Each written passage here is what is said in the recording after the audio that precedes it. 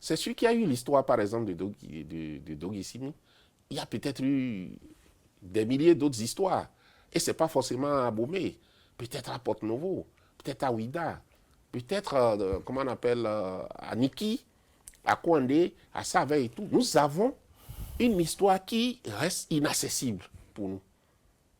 C'est le vrai problème. C'est pas notre histoire nous est fermée. Vous trouvez ça normal?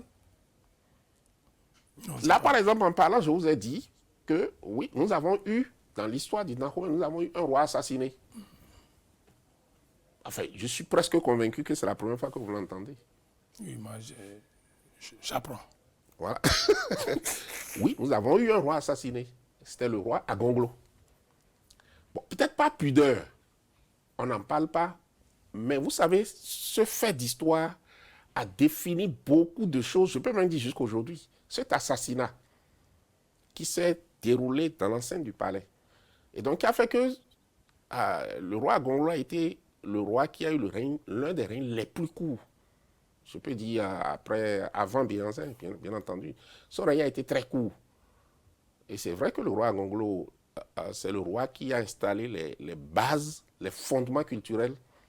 Comme vous voyez aujourd'hui, la culture fond doit aujourd'hui beaucoup de choses au règne du roi Agonglo. Mais cet aspect-là, les historiens certainement, dans des soutenants de thèse à l'université, je n'ai pas vérifié, ils ont certainement fait beaucoup de travaux là-dessus.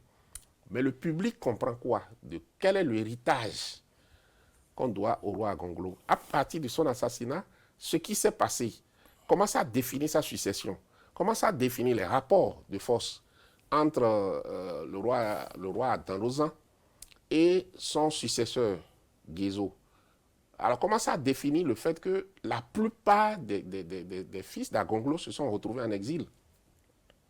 Après cet assassinat, comment c'est... Donc, vous comprenez finalement beaucoup de choses.